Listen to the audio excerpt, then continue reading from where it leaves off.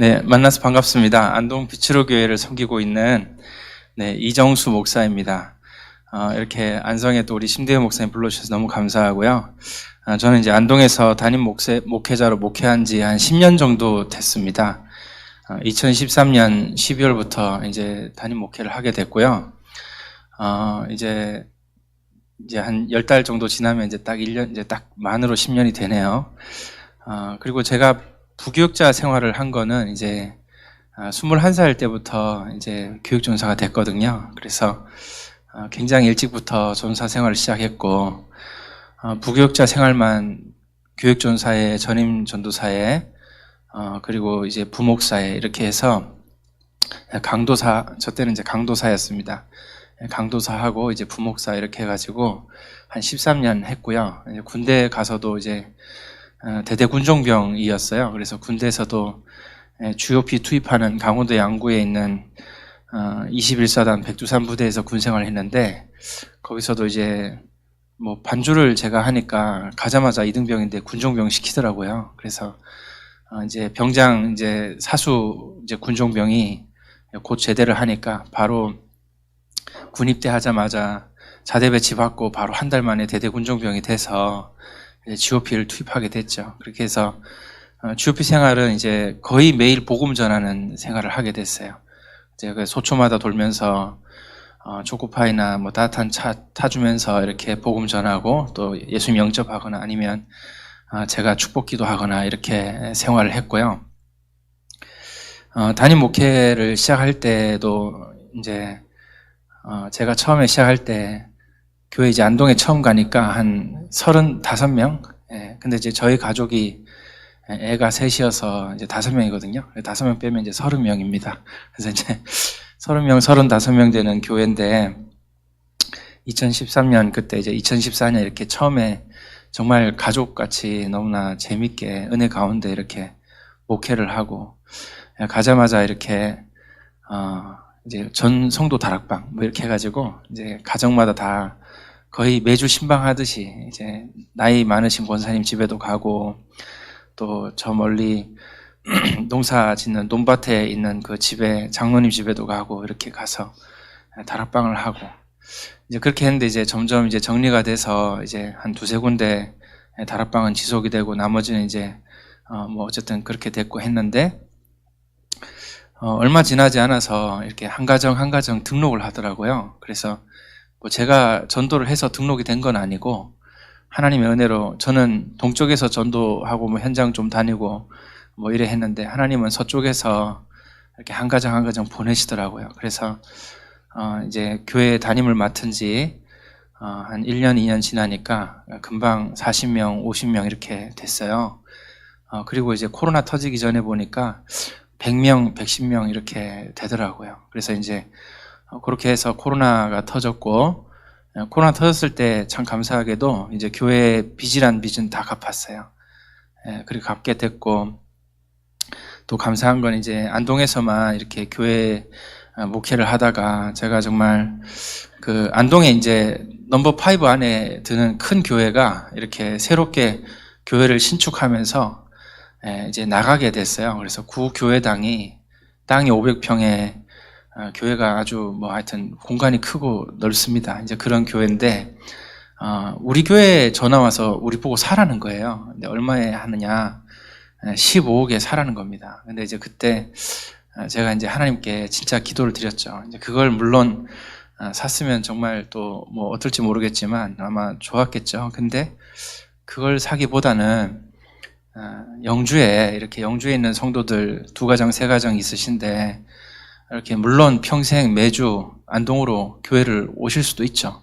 그런 마음을 갖고 계신 분들이고, 그런데 그렇게 할 바에 어차피 영주도 전도운동 해야 되니까 그러면 영주에 지교회 당을 세우자. 그래서 이제 제가 기도 끝에 장로님들과 같이 기도하고, 이 기도 끝에 이제 그 15억에 사라고 한 그 교회를 안 샀어요. 안 사고, 그냥 나중에 뭐 땅을 조금 사서 어떻게 교회를, 그건 나중에 할 일이고, 일단 영주에 이렇게 하자. 이렇게 해서 영주에 이제 상가 2층을 얻어서, 이제 월세를 얻어서, 거기다 이제 시설을 해 놓고 해서 영주에다가 이제 지교회당을 세웠죠. 그게 벌써 1년 반 전입니다. 그때 세워서 지금까지 저는 이렇게 계속 왔다 갔다 하면서 주일날 오전 예배는 안동에서 인도하고 오후 예배는 이제 영주 가서 인도하고 이렇게 살아간 세월이 이제 1년 반 된 거예요. 참 감사한 일이고. 근데 혹시 목회자 분들 중에 이제 제가 이렇게 해보니까 별로 추천은 드리진 않습니다. 생각보다 힘들더라고요. 영주가 그렇게 멀진 않는데 차로 한 40분이면 되거든요.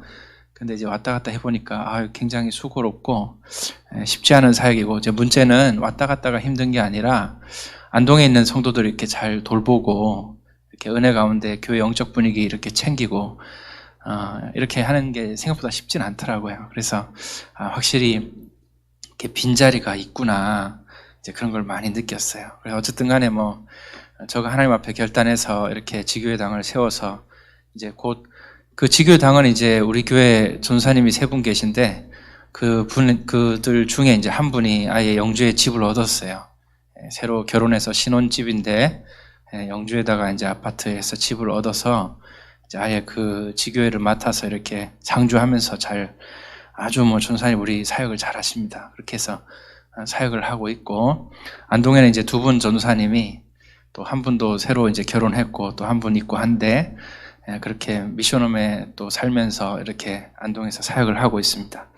어찌된 일인지 이렇게 지나고 보니까 이제 코로나 한 2년여 기간이 끝나고 지금 다시 보니까, 코로나 기간 동안에는 다들 교회마다 스토리가 있겠죠. 근데 이제 그렇게 지나고 한 110명 이렇게 되던 교회가 한 10명 이렇게 좀 줄은 것 같더니 또 코로나 끝나고 지금쯤 돼서 보니까 역시 한 110명, 120명 이렇게 되는 것 같고, 12월 말하고 1월 첫째 주, 둘째 주 이렇게 해가지고 매주마다 새가족 등록이 일어나더라고요. 그래서 제가 이것이 어인 일인가 이렇게 저도 당황을 하고, 아니 왜 새가족을 등록하지? 이러면서 이제 참 감사한 일인데, 참 저의 노력과 능력이 아니니까 정말 하나님께서 되어지게 하시는 그런 거니까 좀 그저 감사할 밖에 없죠. 제가 사실은 열심히 노력해서 잘해서 된 건 아니라고 봅니다. 왜냐하면 그 안동에 우리 비추로 교회도 사실은 이제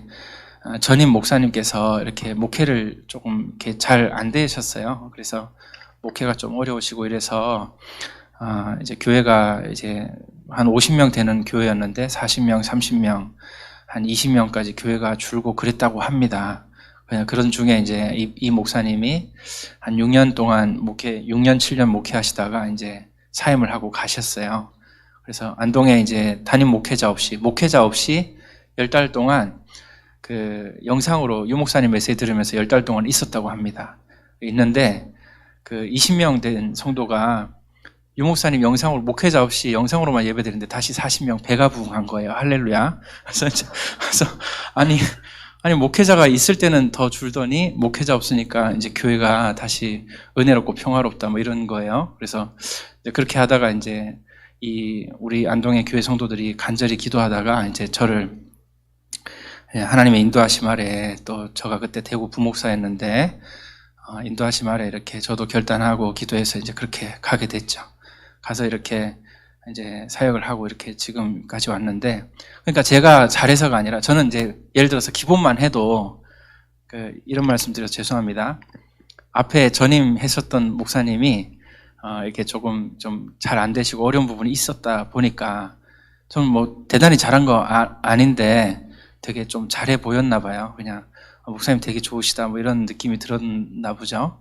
그래서 이제 아마 성도들이 저를 좀 많이 좋아해 주고 이제 그렇게 된 것 같습니다. 그래서 제가 볼 때는 이제 우리 동문 목사님들이나 전사님들, 또 우리 여기 계신 성도님들, 사실은 우리가 전도 운동을 할 때 내가 진짜 캠프를 하고 열심히 해서 현장에 역사 일어나고 다락방 가는 데마다 진짜 사람이 변화되고 영혼이 살아나고 우리 그런 중심으로 하잖아요. 근데 실제로 해보면 어떻습니까?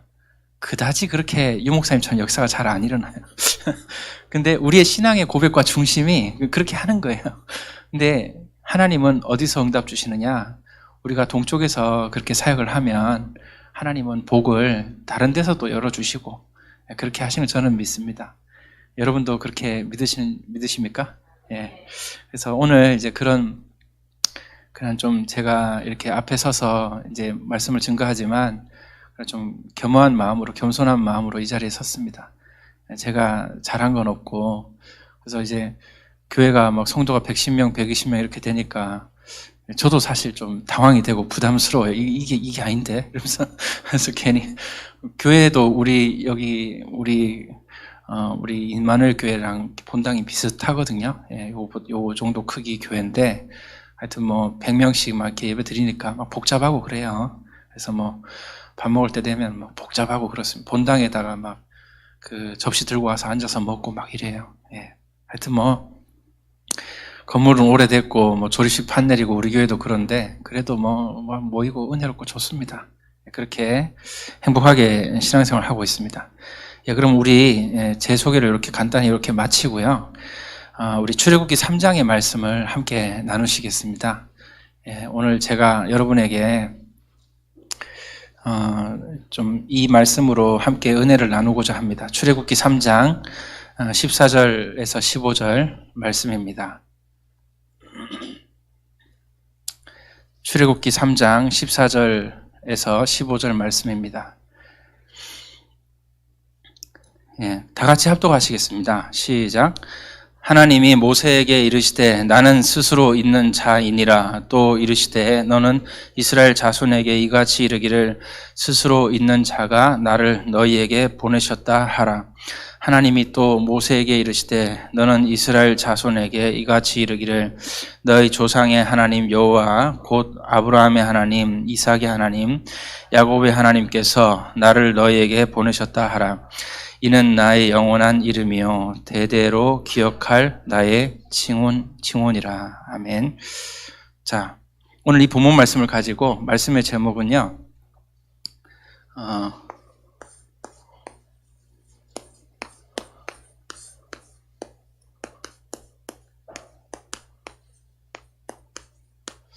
예, 393이 오늘 말씀의 제목인데 그 중에 특히 앞에 3, 요것만 얘기 드리겠습니다. 즉 성삼위 하나님이시죠. 성삼위 하나님에 관해서 제가 묵상한 것을 토대로, 제가 은혜 받은 것을 토대로 여러분과 나누겠습니다. 오늘 본문 말씀 보니까 되게, 저는 예전에 이제 그냥 이런 말씀 읽으면 하여튼 그렇구나 하고 넘어갔는데, 어느 날 제가 이제 이걸 읽다가 왜 굳이 아브라함의 하나님, 이삭의 하나님, 야곱의 하나님이라고 하나님이 직접 자기를 그렇게 소개를 했을까? 여러분, 누군가에게 자신을 소개할 때 소개를 하는 게 참 중요하잖아요. 근데 모세가 나를 보내신 자가 누구라고 말할까요? 이렇게 하니까 하나님께서 나를 이렇게 얘기하니까 너 그렇게 얘기해라. 이렇게 한 거예요. 그러니까 하나님께서 자신을 직접 소개한 적이 오늘 본문에 있는데, 보니까 나는 아브라함의 하나님이다. 나는 이삭의 하나님이다. 야곱의 하나님이다. 이렇게 소개를 했다는 거예요. 그리고 이것은 나의 영원한 이름이고 대대로 기록할 나의 칭호다. 그래서 이거는 예사롭게 보이지 않더라고요. 왜 하나님께서는 자신을 소개할 때 이렇게 소개를 하셨을까? 그래서 이 부분을 묵상하면서 받은 은혜를 여러분과 나누겠습니다. 첫 번째입니다. 아브라함의 하나님. 아브라함의 하나님.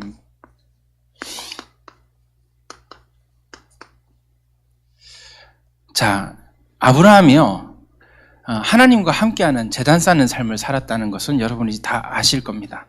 그런데 놀랍게도 아브라함이 경험한 하나님이 어떤 분이신지 오늘 이제 적어보면 여러분 되게 신기하다 이런 이제 생각이 들 거예요. 첫 번째입니다.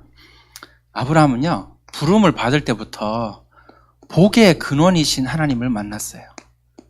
하나님께서 아브라함을 부르셔서 뭐라고 말씀하시느냐? 너는 복이 될지라. 즉 하나님이 복의 근원이신데 내가 너를 복의 근원으로 만들어 주겠다. 이렇게 얘기를 하시는 거죠. 이게 창세기, 여러분 아시다시피 창세기 12장에 가서 보시면은 이렇게 잘 나와 있고요. 그래서 하나님은 아브라함을 부르실 때 복의 근원으로 부르셨는데, 아브라함 입장에서 보면 아브라함은 누구에게 부름을 받은 거예요? 복의 근원이신 하나님께 그 근원적인 축복을 받아서 부름받은 겁니다. 그래서 이런 이제 하나님의 임재 체험을, 이런 하나님을 체험을 한 거죠. 또 창세기 이제 14장 가서 읽어보시면 고대에 이제 소금 전쟁이 나와요. 이 고대에는 이제 소금이 되게 중요한 이제 식재료였거든요. 이거 사람이 물 없으면 못 살고 또 소금 없으면 안 되지 않습니까? 그래서 이 소금이 중요한데, 이 사해바다 쪽에 이 소금이 있으니까 저 멀리 메소포타미아에서도 이 소금을 차지하려고 막 군대를 끌고, 이 창세기 14장 가서 읽으시면 이제 나옵니다. 그래서 전쟁을 하는데, 그때 이제 조카 롯이 이제 거기에 연루가 돼 있고 이래요. 그래서 거기 보면은 이 공의와 사랑의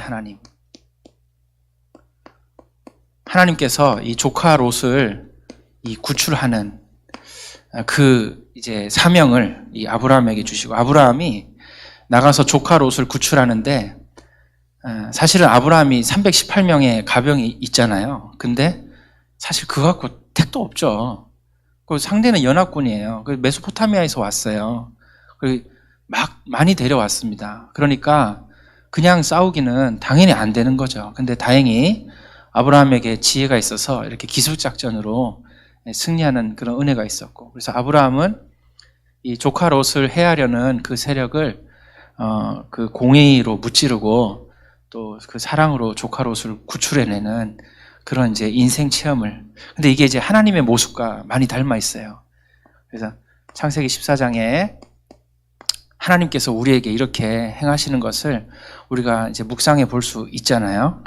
또 있습니다. 이 창세기 15장인데요. 이제 창세기 15장 17절에서 18절 말씀 가서 보시면은 하나님께서 아브라함과 언약을 맺으십니다. 언약을 맺으시는 하나님.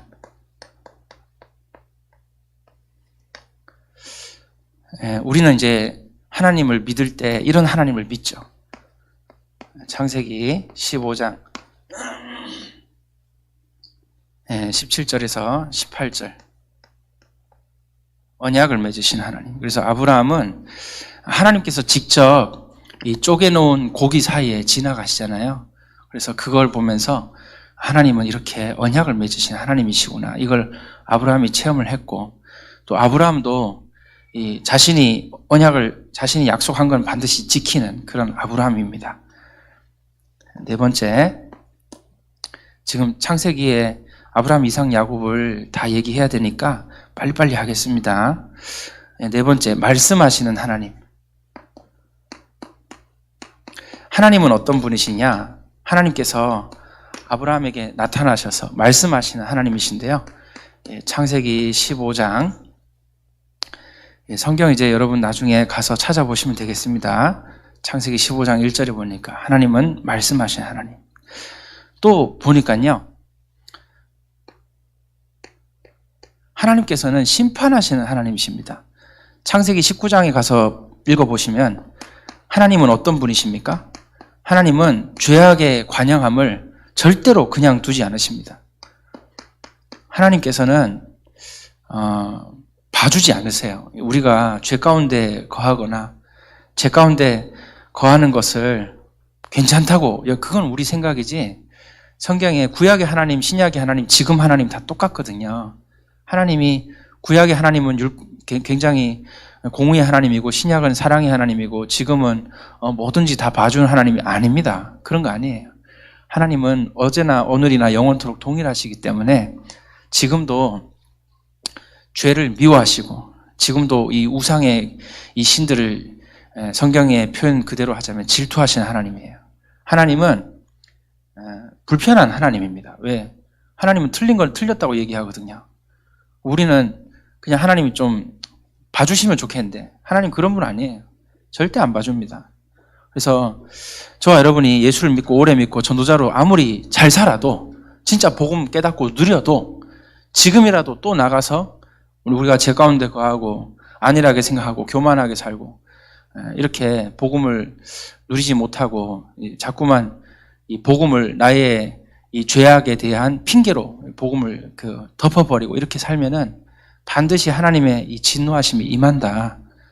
저는 이걸 믿습니다. 그래서 저는 제 인생을 절대로 하나님 보실 때 가치 있게 살려고 이제 애를 많이 쓰거든요. 그래서 심판하시는 하나님이시다. 그 다음에 또 6번째, 하나님은 어떤 하나님이시냐? 여기서 이제 되게 재밌는 부분이 나오는데요. 하나님은 율법과 이 복음을 주시는, 율법과 복음을 주신 하나님. 하나님이 이 복음을 주셨죠. 그런데 율법을 주셨어요. 두 개 다 주신 거예요. 두 개 다 하나님께로부터 나왔습니다. 이게 이제 창세기 21장에 나오는 내용이에요. 창세기 21장에 가서 읽어보시면 뭐라고 나옵니까? 아브라함이 이삭을 낳기 전에 하갈에게서 이스마엘을 낳아요. 근데 놀랍게도 요걸 가지고 사도 바울이 설교를 합니다. 갈라디아서 4장 21절에서 31절. 여기 말씀 보니까 사도 바울이 하갈이 낳은 이스마엘의 하갈의 소생이 이게 바로 율법이다.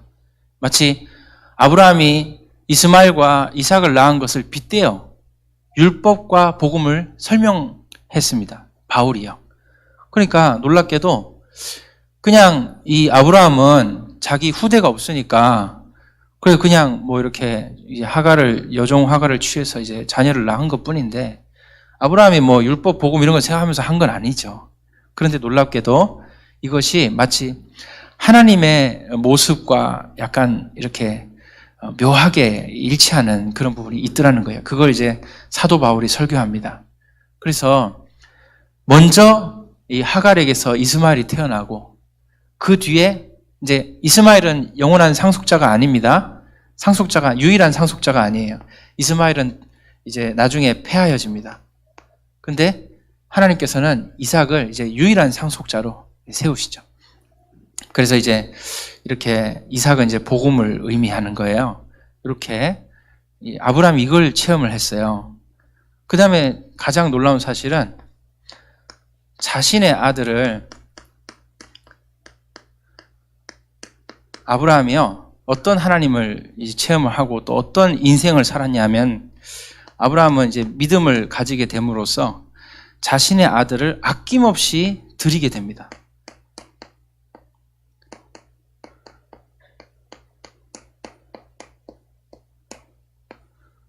자, 이렇게. 그래서 아브라함은 창세기 22장 가서 읽어보시면은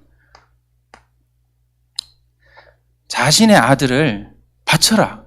여러분, 하나님께서 인신제사를 받는 하나님이신가요? 아니잖아요. 인신제사 받는 거는 우상들이나 하는 짓거리고 하나님은 절대 그렇게 사람을 이렇게 잡아서 죽여서 그 피를 받고 그거 진짜 우상들이 하는 못된 짓이거든요. 하나님 그런 분 아니에요. 그런데 놀랍게도 하나님께서 아브라함에게 나타나셔서 아들을 바치라는 거예요.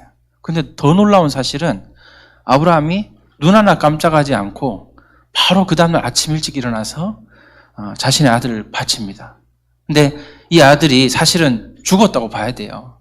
근데 그 죽은 자와 같은 그 아들을 그 수풀에 걸린 수양이 대신해서 죽게 됨으로써 죽었다 살아난 체험을 사실은 이삭은 죽었다 살아난 체험을 했거든요. 그래서 이렇게 딱 보니까 이게 이제 어떤 의미냐 하면은 아브라함이 체험한 하나님은 성부 하나님인 거예요. 성부 하나님. 아브라함이 성부 하나님을 체험한 거예요. 다 그 모습입니다. 그래서 하나님께서는 이렇게 말씀합니다. 나는 아브라함이 하나님이다. 그 창세기 가서 아브라함 읽어봐. 나 그런 하나님이야.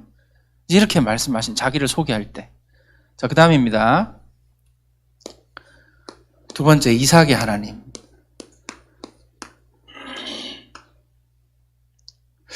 자, 이삭의 하나님. 그렇다면 이제 이삭의 하나님은 아들 이제 성자 예수 그리스도를 체험하는 그런 인생을 살았겠죠. 한번 살펴봅시다. 자, 먼저 창세기 17장 19절 가서 읽으시면은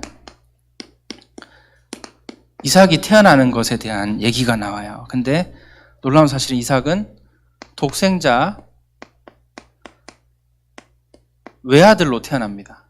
아까 말씀드렸듯이 이스마엘은 아니고 이 이삭이 진짜 아들이잖아요.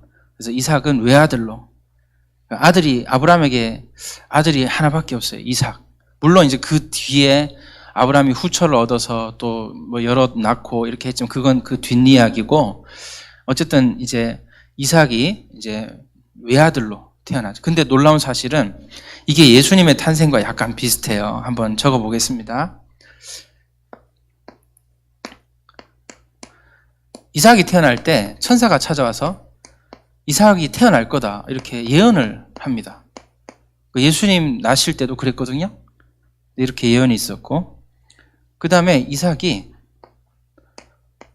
놀랍게도 기적적인 잉태가 일어납니다. 예수님도 동정녀 마리아에게서 여자의 후손으로 나시는데, 이삭도 보시면요, 이삭도 100세, 사라 90세, 아브라함 100세, 그 기적이잖아요. 여러분 90세 때 아들을 낳기를 예수님이 축원합니다. 이러면 여러분 아멘 할 거예요? 아유, 목사님 뭐 그런 말씀을 이렇게 이 기적적인 기적적인 잉태, 그 태에 이제 그게 끊어졌는데 이게 다시 돼서 나은 거 아닙니까? 그 다음에 더 놀라운 사실은 이삭이라는 이름이 예정된 이름이에요. 미리 지어준 이름. 예수님도 아들을 낳으리니 이름을 예수라 하라. 천사가 와서 직접 이름을 지어요. 근데 이삭도 마찬가지입니다. 천사가 와서 얘기할 때 사라가 웃었어요. 아유, 뭐 제가 무슨 아들이에요, 이렇게 웃었어요. 그랬더니만 너 아들을 낳는데 이름을 웃음이라고 지어라, 이삭이라 지어라, 이렇게 이름을 미리 예정해놔요. 이것도 예수님하고 비슷합니다. 그리고 이제 이 이름을 지으면서 이 아들이 영원한 언약이 되리라, 이렇게 여기 창세기 17장 19절 가서 읽어보시면 이렇게 말씀하십니다. 근데 여러분 주석책에, 목사님들 주석책에 가서 찾아보시면 이 영원한 언약이 되리라, 이 말이 이제 예수 그리스도에 대한 예언이라는 걸 우리는 알 수 있어요. 그래서 이제 이렇게 이삭의 탄생에 대해서 이렇게 자세하게 기록된 게 참 놀라운 사실이고요. 아까 말씀드렸지만 이삭은 두 번째, 이삭은 이제 이스마엘을 떠나보내고 이삭은 유일한 상속자가 됩니다. 네. 유일한 상속자.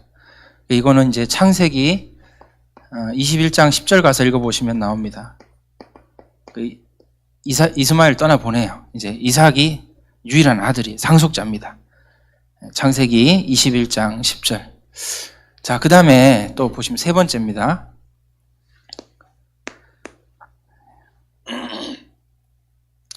세 번째, 이삭이요.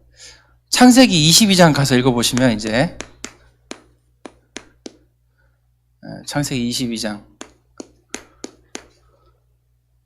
가서 읽어보시면 희생 제물로, 이삭이 자신이 직접 제물이 되는 거죠. 희생 제물. 예수님하고 비슷해요. 예수님 같습니다. 그리고 더 놀라운 사실은 모리아 산에서 이제 이삭을 이제 희생 제물로 드리려고 합니다. 근데 이게 역대하 3장 1절 가서 읽어보시면,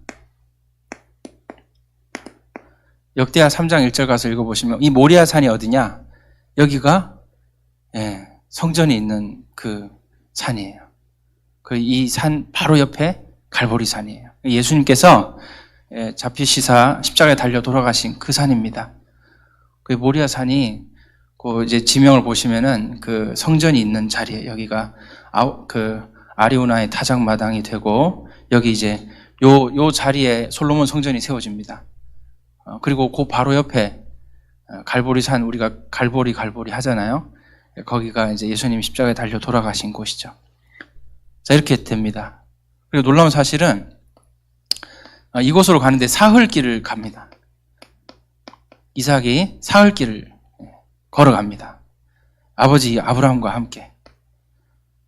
또 놀라운 사실은 이제 이 모리아산 아래 그 산 아래에서 이 이삭이 직접 자기의 그 땔감을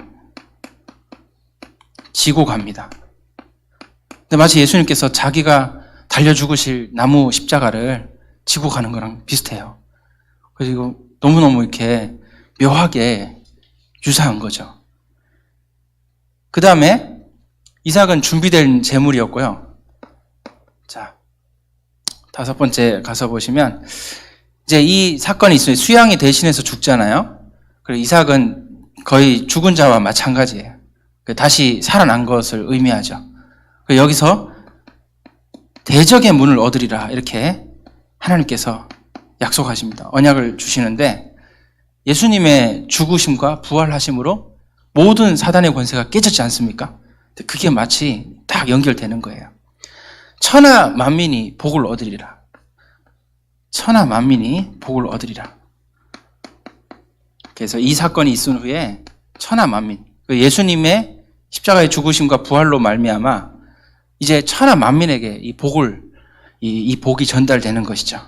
이건 완전히 이삭이 경험한 하나님은 누굽니까? 성자 예수 그리스도.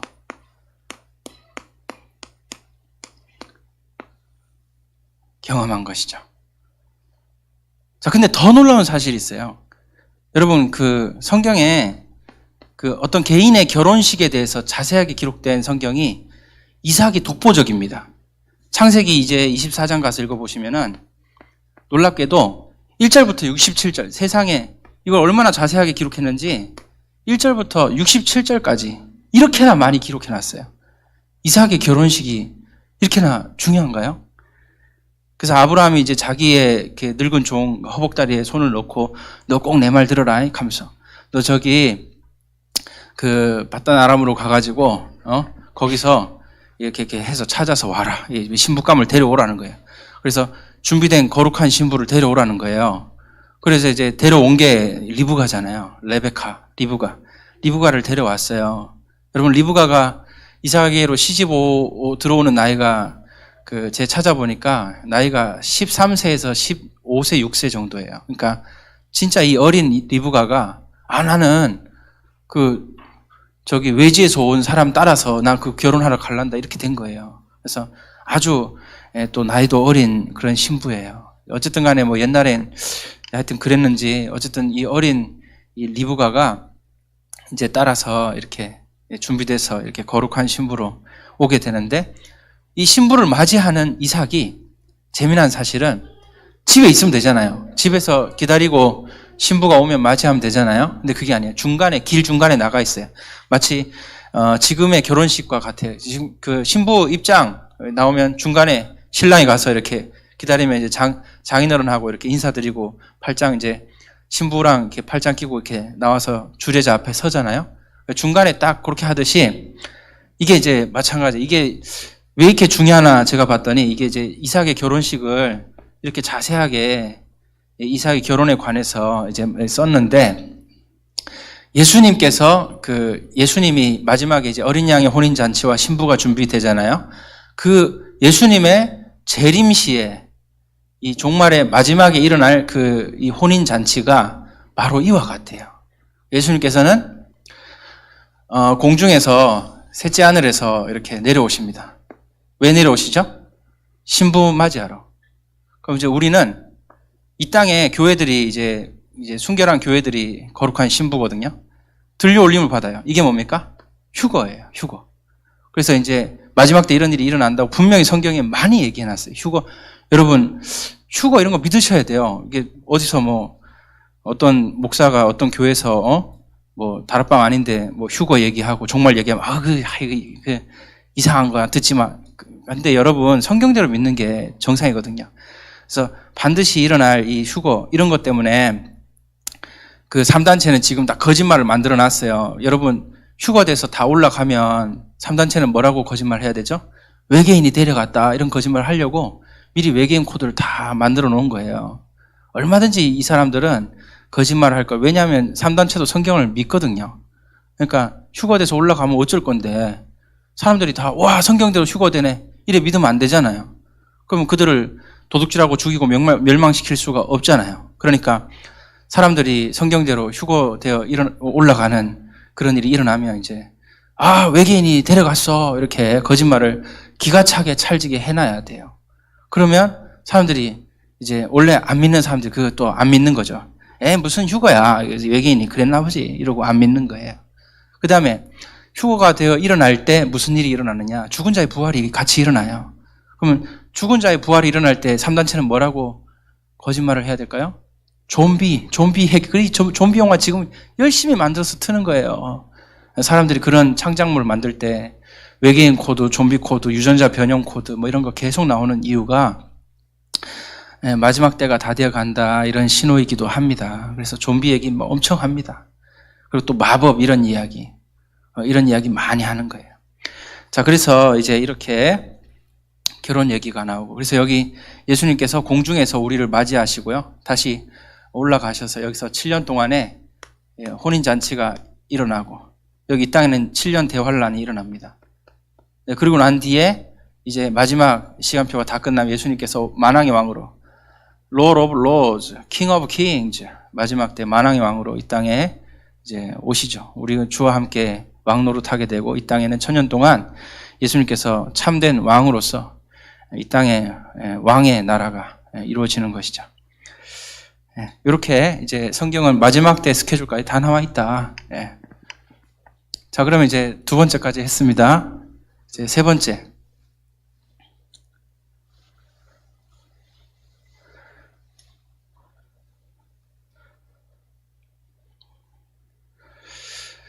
자, 야곱의 하나님. 하나님께서 자신을 소개할 때 나는 아브라함의 하나님, 이삭의 하나님, 야곱의 하나님이다.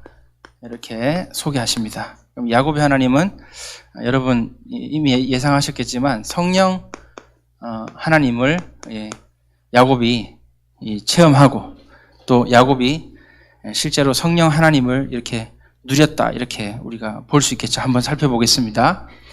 첫 번째. 놀랍게도 야곱은 형 에서를 피해서 이 밧단 아람으로 어머니의 고향으로 도망하게 됩니다. 근데 이 도망하는 이 장면이 너무나 신기하게도 초대교회가 사도행전 2장의 초대교회 성령이 충만하게 임하신 이후에 환난과 핍박으로 인하여 초대교회가 박해를 피하여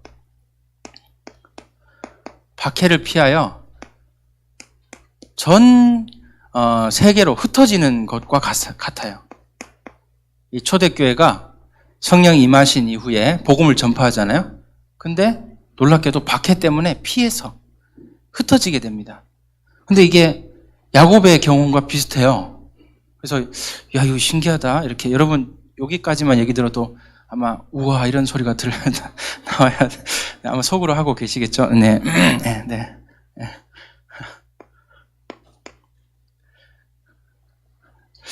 자, 그 다음 보니까요. 베델의 하나님. 이제 창세기 이제 이 밧단 아람으로 도망가는 이 이야기에 보시면은 이제 요거는 이제 사도행전 1장 8절에 예루살렘과 온 유대와 사마리아 땅끝까지 흩어지는 그거랑 똑같아요. 근데 여기도 보면은 놀랍게도 도망가다가 중간에 잠이 드는데 거기 지역 이름이 루스예요. 근데 그 루스에서 잠이 드는데 꿈에 돌베개 베고 잠 자는데 꿈에 하늘에 사닥다리가 이렇게 내려오더니 천사들이 왕래하는 거예요. 그거 보고 와 너무 신기한 거예요. 그래서 거기서 일어나서 거기 이 베고 자던 돌을 세워서 거기다 기름을 붓고 이렇게 얘기합니다. 이곳은 베델이다. 베델의 의미 아시죠? 벳, 집이다. 엘, 하나님의 집이다. 고린도전서 이 3장 16절에 너희가 하나님의 성전인 것과 하나님의 성령이 너희 안에 거하신 것을 알지 못하느냐. 이와 같아요. 그래서 어떻게 되느냐. 여러분 원래 하나님의 집이 어디입니까? 여러분 하나님 지금 창세기 구약에 하나님 집이 어디예요? 헤브론입니다. 헤브론.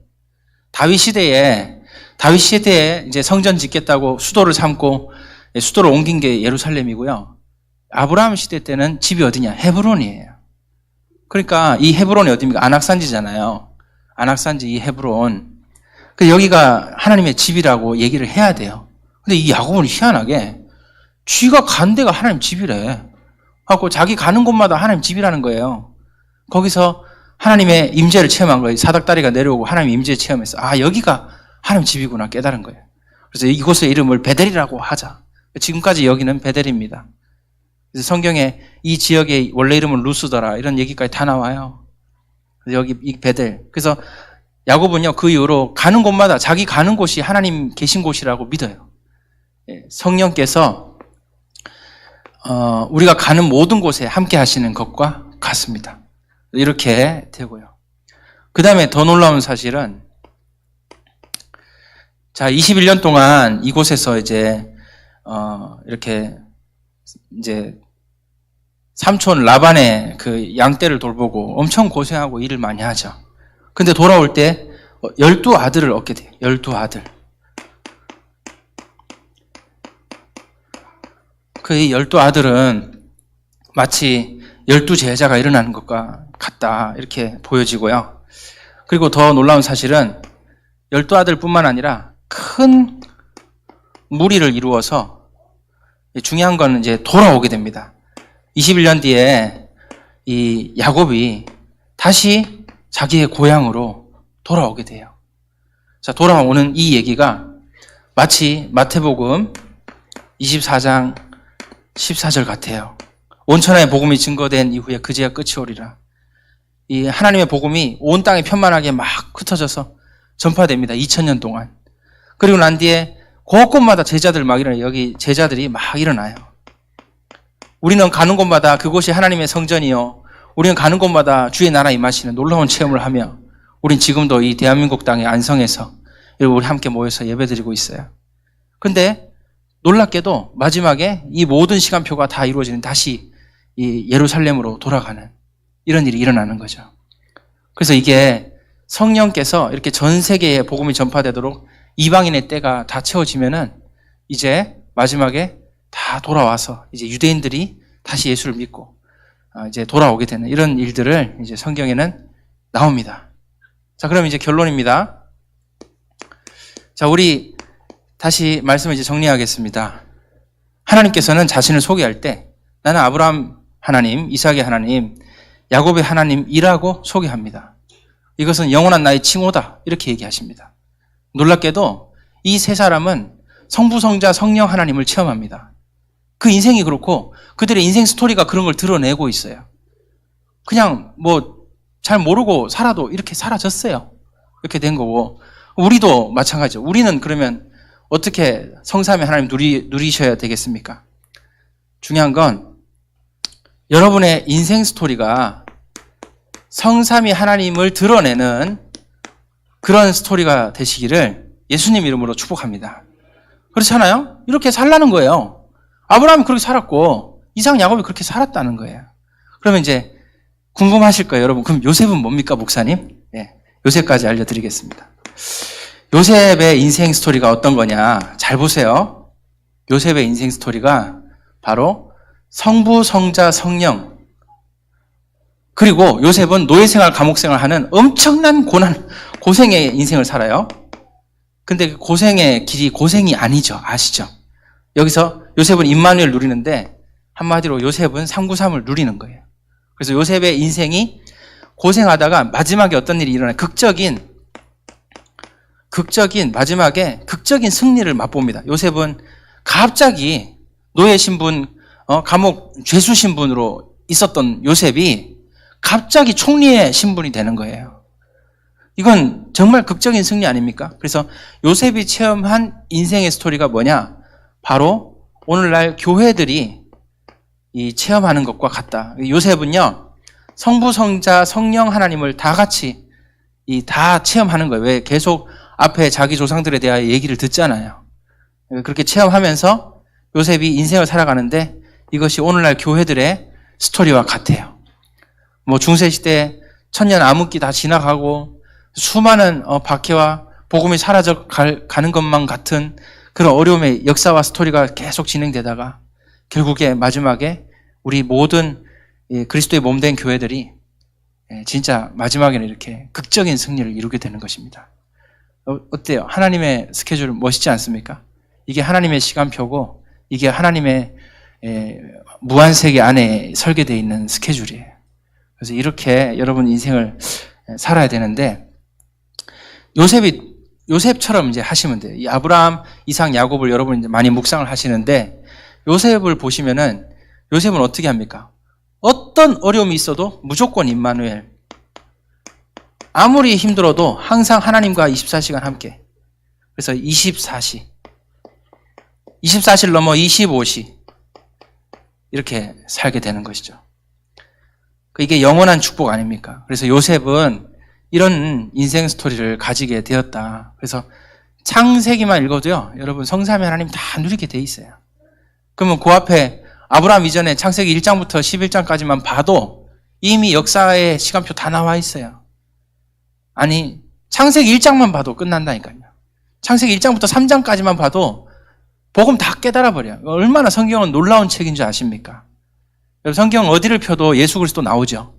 성경 어디를 펴도 하나님 나라 나오거든요.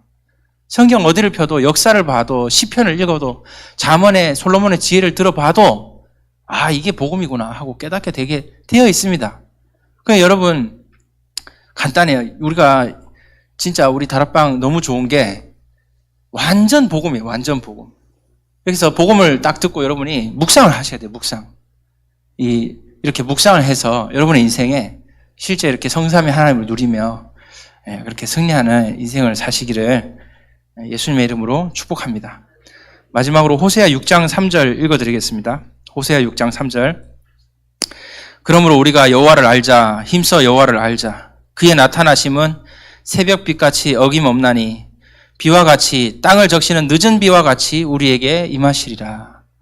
여러분 이제 우리가 더욱 힘써 이 복음을 알길 원하고 누리길 원하고 그러면 이제 새벽빛같이 우리에게 나타나시는데 이 비와 같이 내리십니다. 하나님께서 우리에게 그렇게 임하시는 거죠.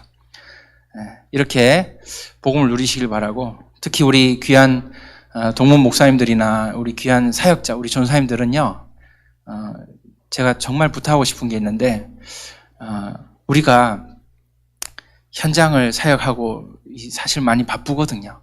근데 이렇게 너무 바쁘다 보면 정작 중요한 걸 또 못할 때가 있어요. 그래서 사실 이렇게 동문 모임을 하는 게 우리 성도님들과 함께 모이는 것이 너무나 귀한 일이고 또 모임이 마치면은 우리 안성의 우리 목사님들은요 또 우리 수원노회 이런 목사님들은 동문들은 모여서 자꾸 목회 포럼도 해야 되고 이제 여러분 누구든지 언젠가는 다 담임 목회도 할 수도 있고 그런데 또 지금 이제 개척해서 이렇게 교회 목회하시는 귀한 목사님들 다 계신데 자꾸 모여서 해야 발전이 있어요. 근데 이제 뭐 어차피 뭐 바쁘고 사역도 많고 뭐 피곤하고 힘든데 뭐 쉽까 물론 뭐 그럴 수도 있겠죠. 그러나 우리가 그래도 모여서 이렇게 교제하고 모이기에 힘써야 우리 목회자들도 삽니다. 그래서 꼭 우리 동문 목사님들은 참 기쁜 일인 줄로 알고 우리 동문 모임에 더욱 힘쓰시길 바라고 또 자라나는 우리 귀한 미래 목회자 우리 부교육자들 분들도 야 그래 참 이 모임을 귀한 줄로 알고 자꾸 모여서 배울 거 있으면 배우면 되죠. 그리고 여러분들도 이렇게 편안한 마음으로 또 포럼하고 이렇게 하셔야 돼요. 그래서 정말 거룩한 교제가 활발하게 일어나는 우리 귀한 전도학교 되기를 바라고 또 우리 성도님들도 이렇게 전도학교를 통해서 진짜 이 복음을 더 많이 깨닫고 실제 현장에서 많은 역사와 증거가 일어나기를 예수님의 이름으로 축복합니다. 아버지 하나님 감사합니다. 오늘 주신 말씀 감사합니다. 오늘 주신 말씀 언약으로 붙잡고 실제 아브라함, 이삭, 야곱, 요셉이 체험했던 그 393, 그 성삼위 하나님과 그 놀라운 24시, 25시 영원의 그 초월하심을 따라 우리도 또한 그렇게 인생을 누리며 살아갈 수 있도록 주여 우리의 인생 스토리 자체 안에 정말 이 복음이 묻어나며 드러나며 나타나질 수 있도록 주여 우리가 그런 삶을 살아낼 수 있도록 역사하여 주시옵소서. 감사와 영광을 돌리며 예수 그리스도 이름으로 기도합니다.